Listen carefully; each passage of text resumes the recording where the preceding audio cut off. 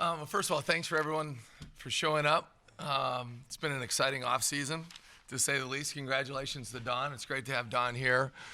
She's been fantastic to work for, or not for, with, and really looking forward to their future as a program. For us, quite frankly, it feels like year one all over again. A lot of new faces.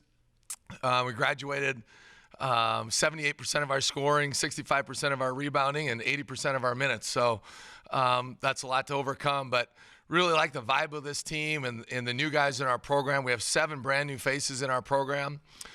We have 10 newly eligible players.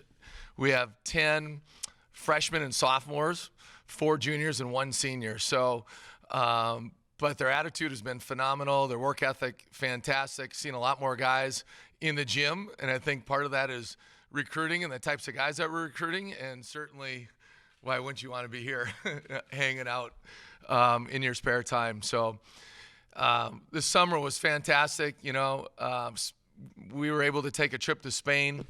Wow, what happened there? Magic, Halloween.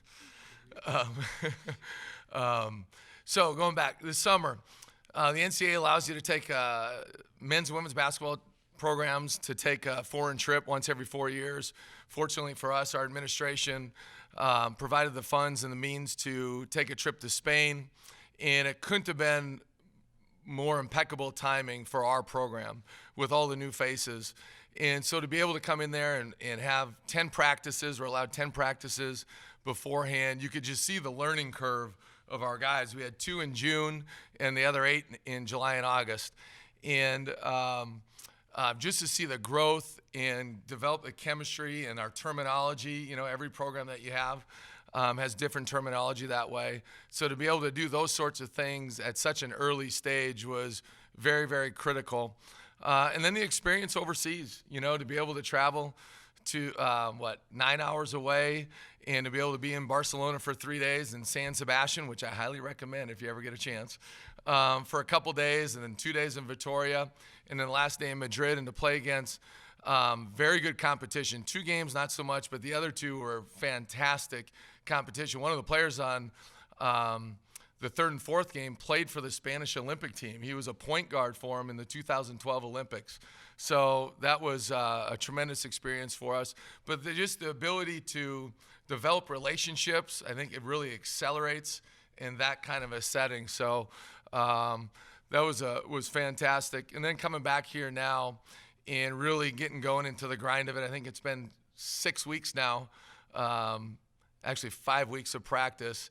You know, the guys are ready to play someone else. We had a close scrimmage the other day that we can't really talk about.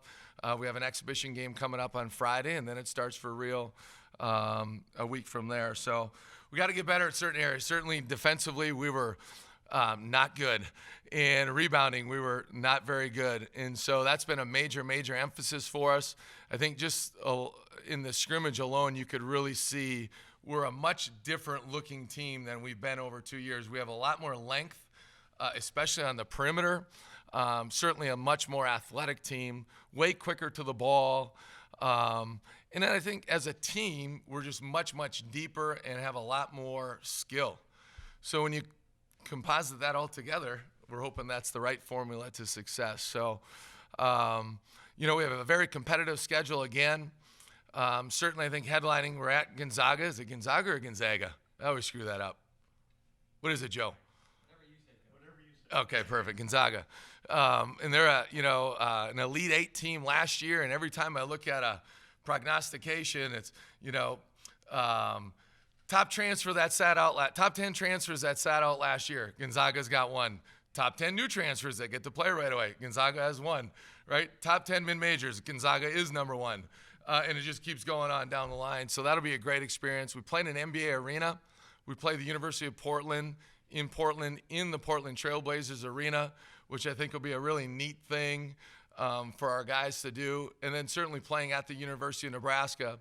You know, when we try to schedule games, one thing we try to do is schedule games in places that we're going to recruit. So last year we played at Minnesota, and we had, I believe, 5 guys on our team from Minnesota. We played at Illinois. You know, we have two guys on our team from Illinois currently. We played at K-State. who else do we play? UNLV, we don't do a whole lot there. And then now we play at Nebraska, and we have 4 guys on our roster from Nebraska. So it'll be a very competitive schedule. We finally are able to play, 3 of our first 4 games at home, which will be nice instead of being the Road Warriors for a couple weeks to start the year. So it's a competitive schedule. And then when you look at our conference, last year, our league finished 12th in the RPI, the highest it's ever finished. And the league does lose a lot of good players. I mean, 8 of the 11 all-league players were seniors.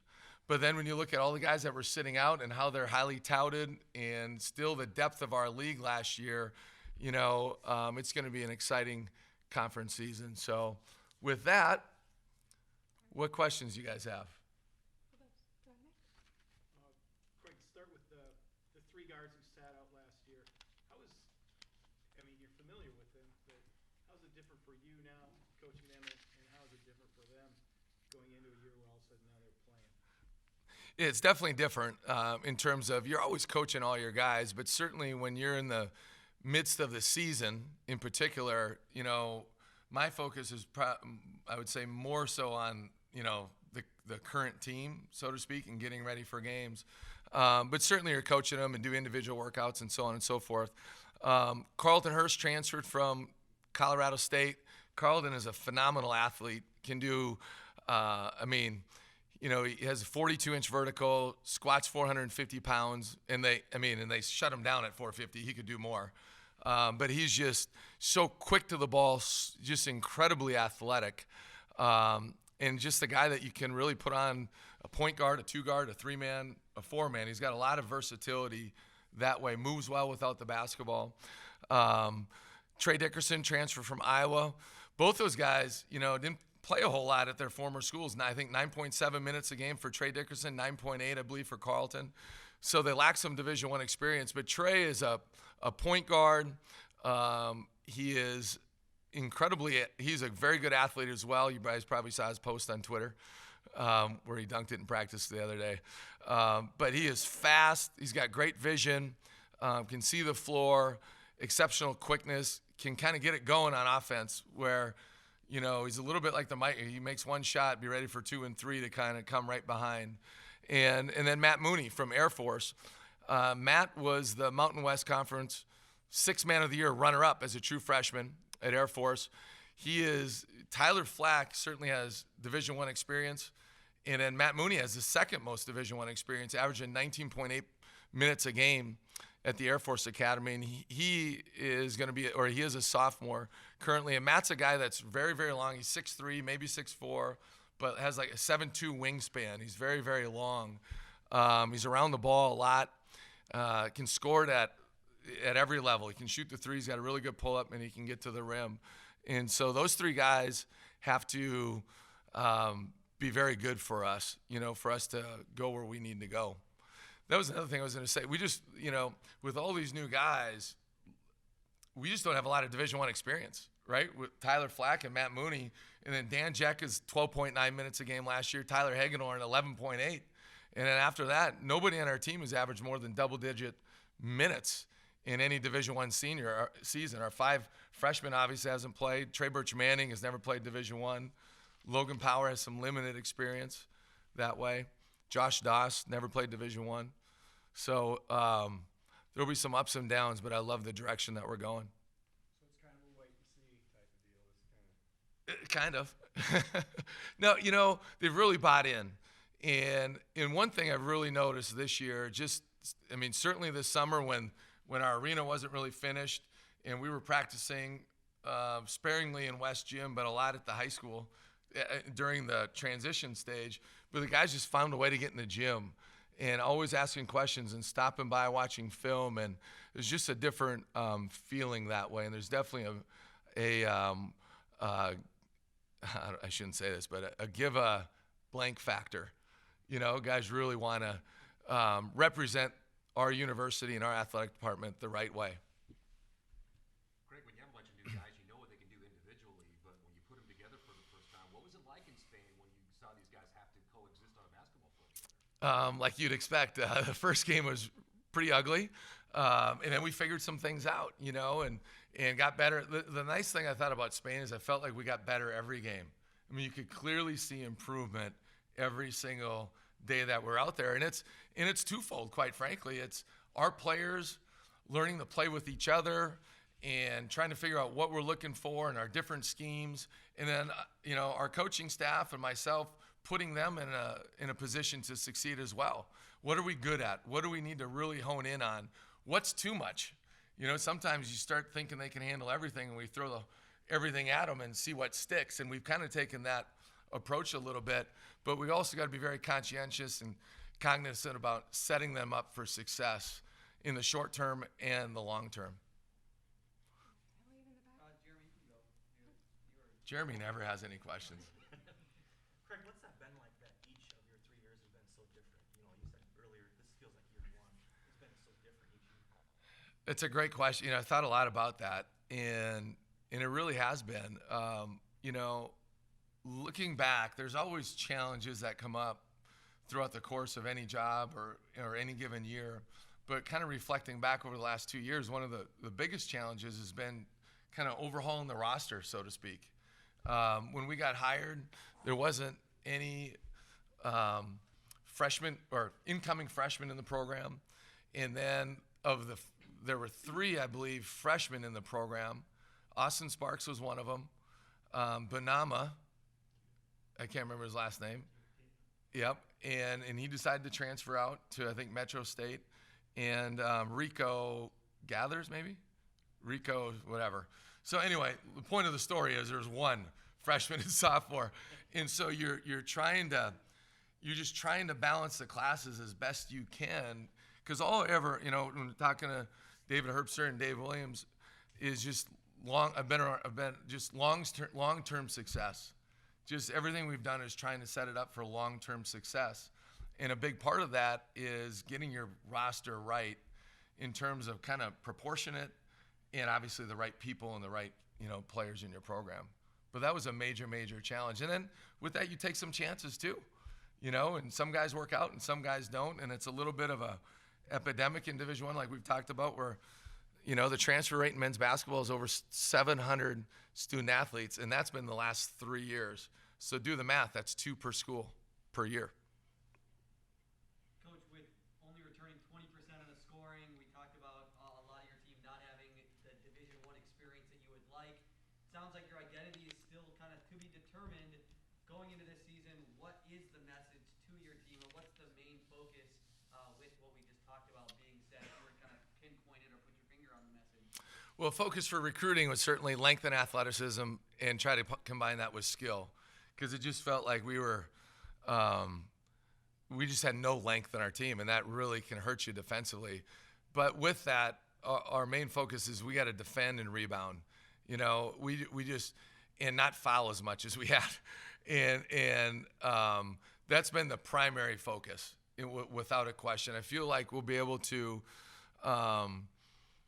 We have a lot more weapons offensively, where we do have more playmaking ability. On the offensive side, the emphasis was trying to recruit some guys that can make some plays, within the flow of our offense, or when everything just breaks down, going to just go make a play, And so defense, though, has clearly been – defense and rebounding has been our clear emphasis that way. Coach, what's it going to be like when you take this court for the first time, finally having a basketball gym to play in? I can't speak highly enough to President Abbott and David Herbster and all of our administration for putting this thing together. It truly is a state-of-the-art facility and one we can call home. And you just look around, and the way we did it, it was first class, and the way we designed it and the branding, like everywhere you look, whether you're in the arena, you're in the weight room, you're in the practice facility, you have the brand, you have the coyote paw, that just stands out. It's red everywhere, and I think it really brings a sense of pride to our university, to the people of the Vermilion, the state of South Dakota, and certainly to all the teams and student athletes that are at the University of South Dakota. So for our program specifically, to be able to call this home, it's hard not to have a huge smile when you walk in the gym, whether it's our main arena or our practice courts or even having our own office. It truly is. And I think you feel that vibe throughout the department. So to be able to have a place like this where it truly is a basketball venue, and every seat in the sports center is perfect, right? I mean, there's not a bad seat in the house that way, and it should be a place that people truly can enjoy Division I basketball. Last year was my first year here, and I was impressed on my first basketball game to see like the fans are like 30 yards away and they're still loud. Now they're going to be right there behind the bench, behind each basket. It's going to be a big difference, I'm sure, for you guys. Can you speak to kind of what it means to have more intimate quarters with the fans right there as opposed to being so spread out? Yeah, I mean, spirit and atmosphere is a huge thing in any college athletics. And coming from Nebraska, the Big Ten had the best home winning percentage in the country. And I'm convinced that's because they also have led the country in attendance for like 35 straight years. I mean, when you go into an arena that is loud and full of people, it is a tremendous, tremendous advantage. The energy that they bring, the enthusiasm that the fans bring, truly, it really feeds onto the players on the court. Makes a humongous difference that way. And so I remember, I think I was with Dave Williams. We were getting a tour with a recruit, and it may have been Trey Birch Manning, actually. It was one of the first ones we went through. And I remember talking to the foreman, for lack of a better word, the guy that was bringing us around. And the same company that built this built the Vikings' new stadium, built Pinnacle Bank Arena at Nebraska. And I said, you guys did a great job with Pinnacle Bank Arena. And he goes, what specifically did you like? And I just said, the acoustics. It's so loud in that place, and it doesn't take a lot of people. And he kind of looks at me and chuckles, and he goes, like, if you think that place is loud, wait till you see this. And, you know, for our first home volleyball game, I think we had 2,409 fans. And it was hard to talk to the person next to you, you know, during that first game that we had in our new venue. And so hopefully we can bring that kind of spirit and atmosphere to the SCSC. Coach, last year we saw some flashes with Dan Jeck. What have you seen from him this offseason? What can we expect from him? Well, first of all, he's gotten bigger. I saw a picture the other day when we beat the University of Minnesota and saw him and Tyler Hagedorn by each other in the post game, and they looked like, I mean, they just look so skinny, like a baby giraffe walking around out there. So he's definitely put on 10 to 15 pounds. You know, Dan showed signs last year of being a very good player, and he's going to be a very good player. But like any freshman, and I think especially big guys, you go through the ups and downs and the peaks and valleys. And so Dan had to A, get bigger, B, get better defensively especially, and he's definitely done that.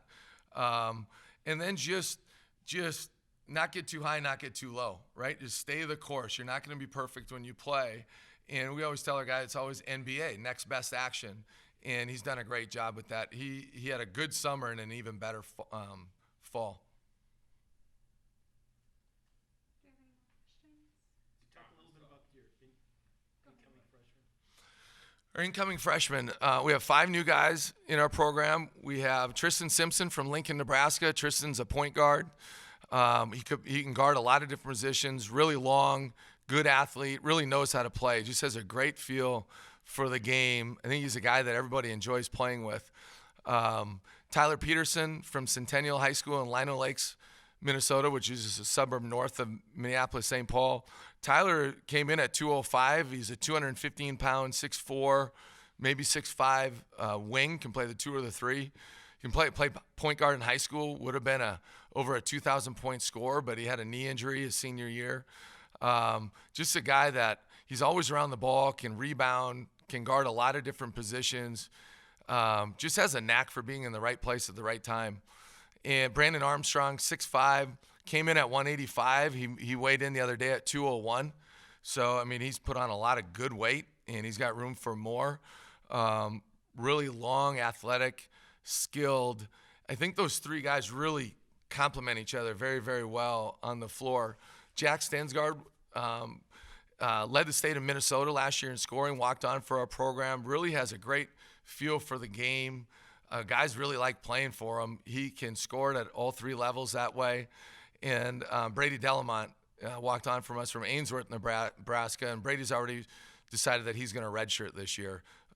Brady broke the state high school record in Nebraska for most threes made in a career. He can really, really shoot it.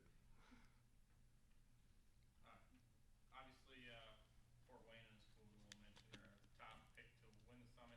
Where do you see your team fitting in? I have no idea. You know, obviously you have all the polls, and I know where we've been picked in all the polls, and you know, polls are great. They are what they are. Probably tells you just the respect level where we're at, and we know we got to go earn respect, and that's the bottom line. So we know it's going to be a heck of a league again, like it always is.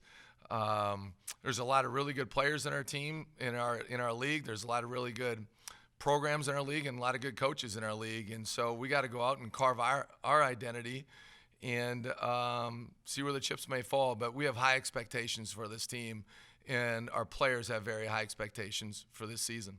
Tyler, Coach talked a lot about this year being so much different than the last two. Do you get that sense that this year already feels different than previous years?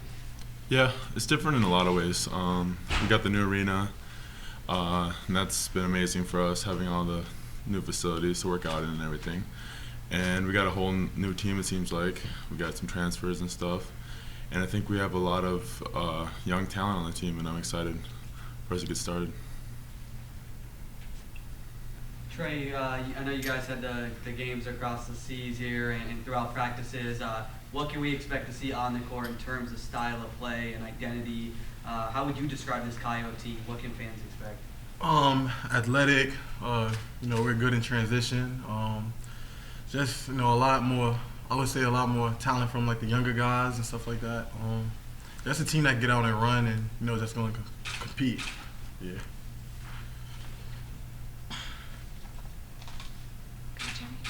Trey, kind of to that point too, I mean, do you feel like this year's team, there's a lot of uncertainty because there's so many new pieces and Yeah, I mean, there's so many new pieces, with the young guys, the young guys being so talented, they kind of click in the preseason, I would say. Like, a lot of the guys like Trishan, Tyler, Brandon, even Jack and Brady, they stand out too. But, just with us transfers being eligible and everybody, getting that chemistry, we should be solid.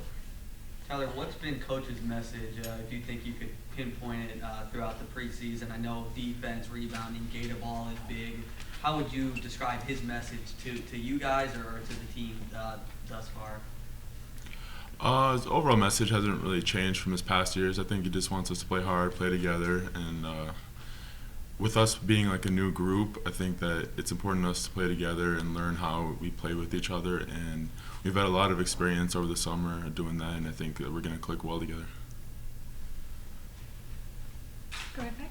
Carlton, how is it different this year for you, knowing that you're going to get into ball games versus last year where you practice all the time but that was the end of it?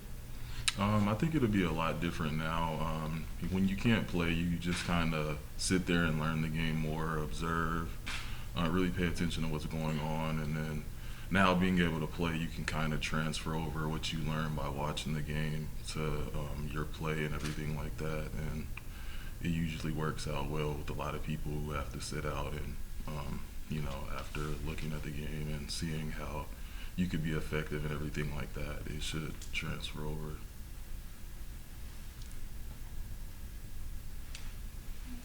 Anyone else? Go ahead. Scott. Maybe Trey and Carlton is it being transfers. What's been your impressions of you've watched the Summit League and the grinded it is?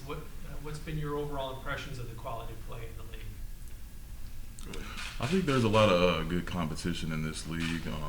It's very underrated. I feel like there's a lot of good teams that don't get the recognition I feel like they deserve.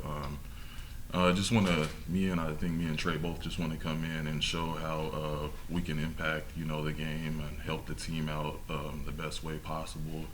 Just really being great teammates and just trying to bring the little pieces that we have that we feel like we can offer to the team just to help.